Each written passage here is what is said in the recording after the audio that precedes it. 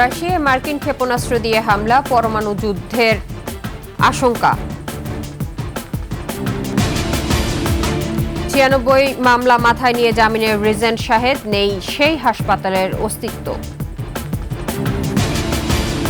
হিলি স্থলবন্দর দিয়ে বেড়েছে চালের আমদানি, বাজারে কমছে দাম।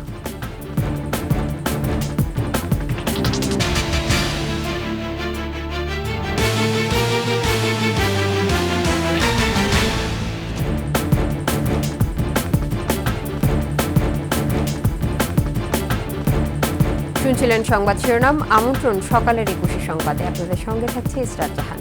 দর্শক, 21 টেলিভিশনের সংবাদ একই সাথে সরাসরি দেখতে পাবেন আমাদের ফেসবুক পেজ www.facebook.com/2124 অনলাইনে। এছাড়াও সাবস্ক্রাইব করতে পারেন www.youtube.com/@21TV চ্যানেলে। আবারও উত্তপ্ত মস্কো কিয়েভ লড়াইয়ের মাঠ, কলকাঠি নাড়ছে আমেরিকা। এবার যুক্তরাষ্ট্রের অস্ত্র দিয়ে রাশিয়ায় হামলা চালালো ইউক্রেন। মার্কিন প্রেসিডেন্ট জো বাইডেনের অনুমোদনের পর প্রথমবারের মতো যুক্তরাষ্ট্রের তৈরি দূরপাল্লার ক্ষেপণাস্ত্র ATACMS নিয়ে রাশিয়ায় হামলা চালিয়েছে ইউক্রেন। ট্রাম্প ক্ষমতা গ্রহণের আগেই বাইডেনের এমন আচরণ তৃতীয় বিশ্বযুদ্ধ ডেকে আনছে বলছেন ট্রাম্প মিত্ররা। আফসানা নীলার ডেস্ক রিপোর্ট। মার্কিন অস্ত্র দিয়ে মস্কোয় কিয়েভের হামলা। বাইডেন রাশিয়ায় হামলা চালাতে যুক্তরাষ্ট্রের অস্ত্রের অনুমোদন দেওয়ার একদিন পরই এ হামলা চালানো হলো। মঙ্গলবার এ হামলা চালানো হয়েছে বলে রাশিয়ার পক্ষ থেকে জানানো হয়। রাশিয়ার প্রতিরক্ষা মন্ত্রণালয় জানিয়েছে, Ukraine army tactical missile system ATACMS ব্যবহার করে রাশিয়ার ব্রিয়ান্স্ক এলাকায় হামলা চালায়। সে সময় 5টি ক্ষেপণাস্ত্র ভূপাতিত করা হয়েছে এবং একটি ধ্বংস করা হয়েছে বলে জানিয়েছে মস্কো। ক্ষেপণাস্ত্রের ধ্বংসাবশেষের কারণে ওই এলাকায় একটি সামরিক স্থাপনায় আগুন ধরে যায়। এদিকে হামলার কথা ইউক্রেনের গণমাধ্যমেও উঠে এসেছে। ইউক্রেনের সামরিক বাহিনী বলছে, সীমান্ত থেকে 100 কিলোমিটারের মতো দূরে কারাচেভ শহরের কাছে একটি গোলাবারুদের গুদামে হামলা হয়েছে। হামলার পর 12টি বিস্ফোরণের ঘটনা ঘটে।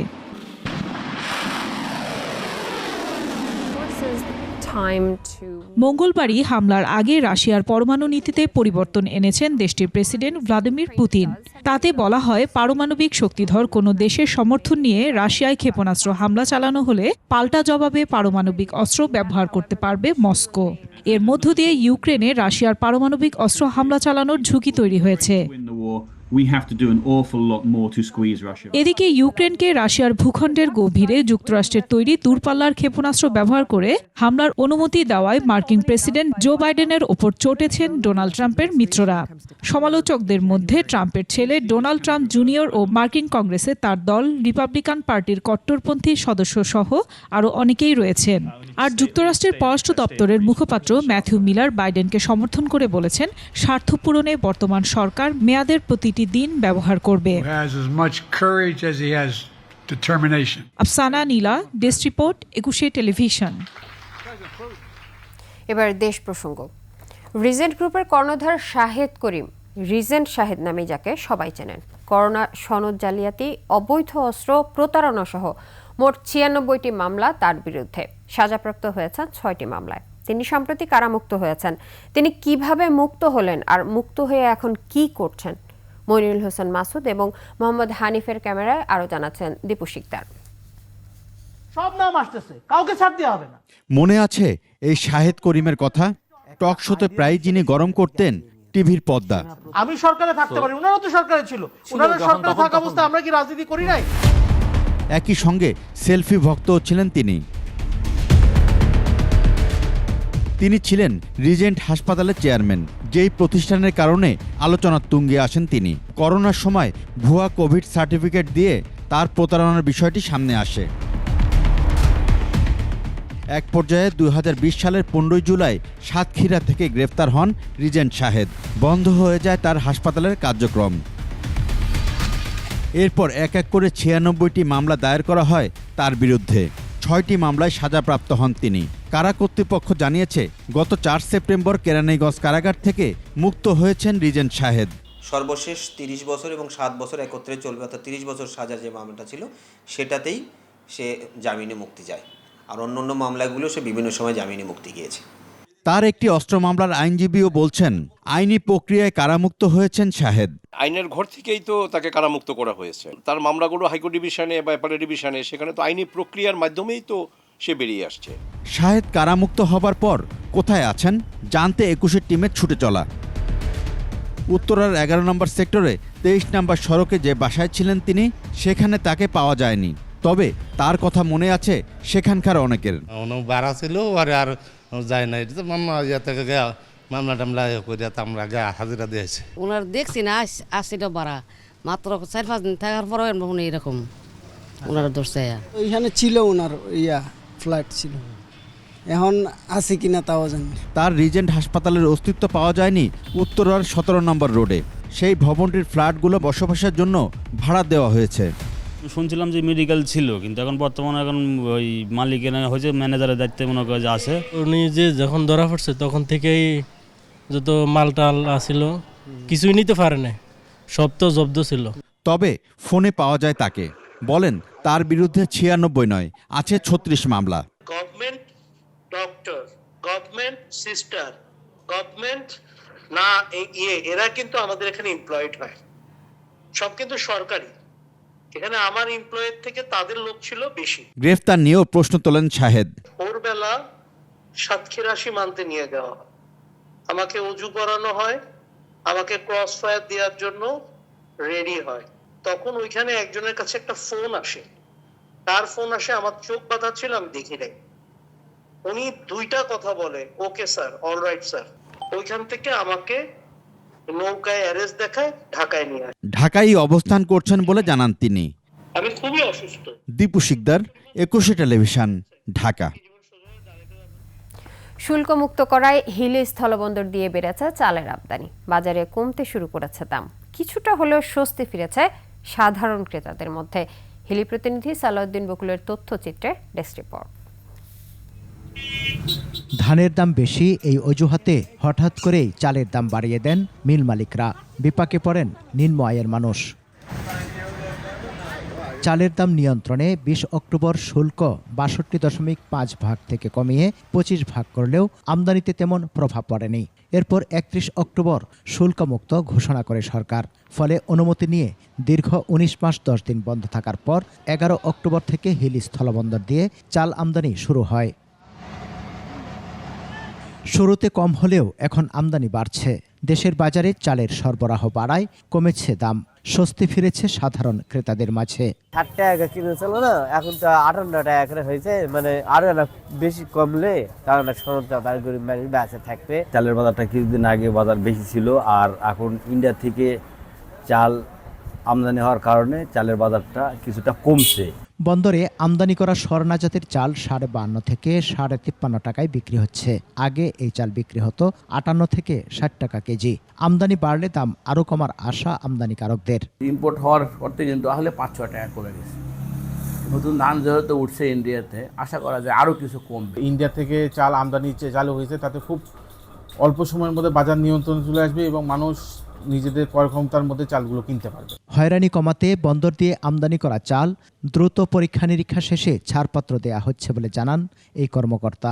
আমরা দ্রুততার সহিত শুল্কায়ন সম্পন্ন করে ছাড় দেওয়ার ব্যবস্থা করতেছি, যাতে মার্কেটে এই চাউলটা প্রভাব দিয়ে কম দামে জনসাধারণ চাউলটা কিনতে পারে। 11 নভেম্বর থেকে 18 নভেম্বর পর্যন্ত এক সপ্তাহে বন্দর দিয়ে 4,888 টন চাল আমদানি হয়েছে।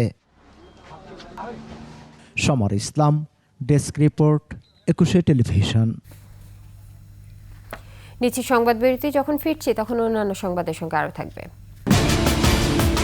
8 দিন হাসপাতালে নবজাতক পরিবর্তনের অভিযোগ, ডিএনএ টেস্টের পরামর্শ পুলিশের। মেয়ের জন্য ফিউচার প্ল্যান করে রেখেছি আমার ফাইন্যান্সিয়াল পার্টনার আইডিএলসির সাথে।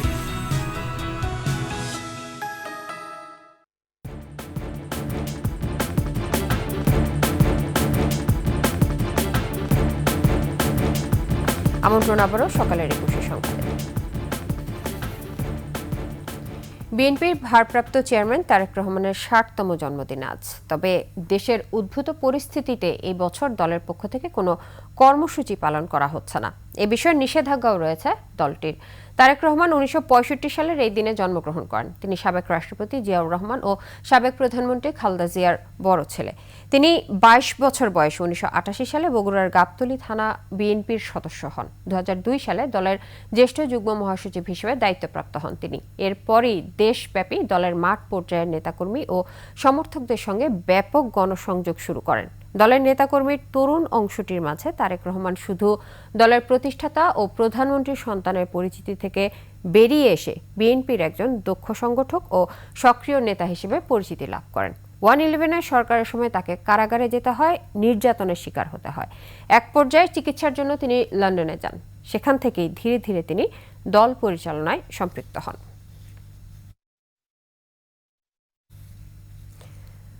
রাজধানীর আদ্দিন হাসপাতালের এনআইসিইউ থেকে বাচ্চা পরিবর্তনের অভিযোগ উঠেছে। ভুক্তভোগী পরিবারের অভিযোগ, এনআইসিইউতে থাকা 3 শিশুর মায়ের নাম এক হওয়ায় এই জটিলতার সৃষ্টি হয়। এর মধ্যে ব্রাহ্মণবাড়িয়া থেকে এসে ভর্তি হওয়া এক শিশুর বাবা বলেন, তার 2 দিন বয়সী ছেলেকে হাসপাতাল থেকে রিলিজ দেওয়ার পরে তিনি দেখতে পান এই শিশু তার নয়। এ নিয়ে হাসপাতাল কর্তৃপক্ষকে অভিযোগ জানালে একই মায়ের নামে থাকা আরও 2 শিশুর পরিচয় নিয়ে জটিলতা দেখা দেয়। এই ঘটনায় রমনা থানার পুলিশ এসে ডিএনএ টেস্টের মাধ্যমে পরিচয় শনাক্তের পরামর্শ দেয়। তবে এ বিষয়ে হাসপাতাল কর্তৃপক্ষ কোনো মন্তব্য করতে রাজি হয়নি। 3 নম্বর গেটে আসেন আমাকে বলছে, আমি কিছু ঠিক আছে, সমস্যা নাই, আমি কিছু কোনো সমস্যা নাই, তো না আপনার বই পাওয়ার কোনো কারণ নাই, আপনি কিছু টাকা পাবেন হিসাব, আপনি আসেন। তখন আসার পরে বুঝতে পারছি যে আমাকে ভুল বাচ্চা দিয়ে দিছে, আমার বাচ্চা আসলে চেহারার সাথে মিলে না এবং নাভিটার সাথেও মিলে না। এটাই 76 কোটি টাকায় বিক্রি হলো ডাইনোসরের কঙ্কাল। প্রায় 150 মিলিয়ন বছরের পুরনো ডাইনোসরের কঙ্কালটি যুক্তরাষ্ট্র থেকে উদ্ধার করা হয়। কঙ্কালটিতে 75 থেকে 80 ভাগ ডাইনোসরের মূল হাড় রয়েছে। বিশ্বে এখন পর্যন্ত বিক্রি হওয়া সবচেয়ে বড় ডাইনোসরের কঙ্কাল এটি। আফসানা নীলার রিপোর্ট।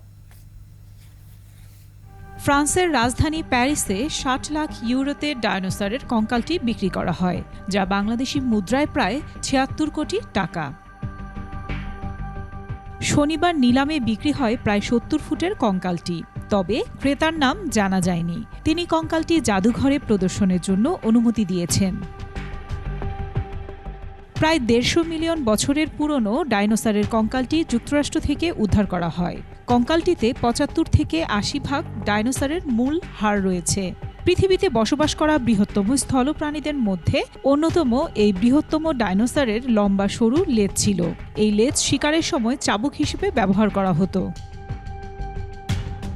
বিশ্বে এখন পর্যন্ত বিক্রি হওয়া সবচাইতে বড় ডাইনোসরের কঙ্কাল এটি, এমন তথ্যই পাওয়া গেছে নিলামকারী প্রতিষ্ঠানের ওয়েবসাইটে।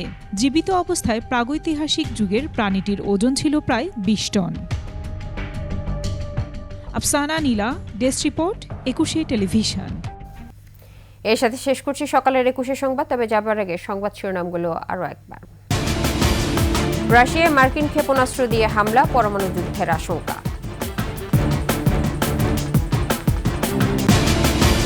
ছিয়ানব্বই মামলা মাথায় নিয়ে জামিনে রিজেন্ট শাহেদ, নেই সেই হাসপাতালের অস্তিত্ব। এবং হিলি স্থলবন্দর দিয়ে বেড়েছে চালের আমদানি, বাজারে কমেছে দাম।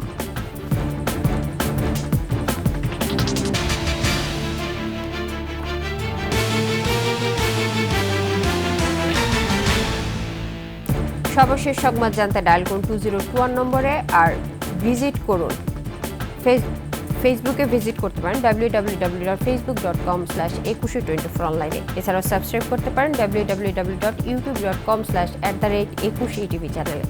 এতক্ষণ সঙ্গে থাকার জন্য ধন্যবাদ। পরবর্তী সংবাদ সকাল 9টায় দেখার আমন্ত্রণ রইল। 21-এর সাথেই থাকুন।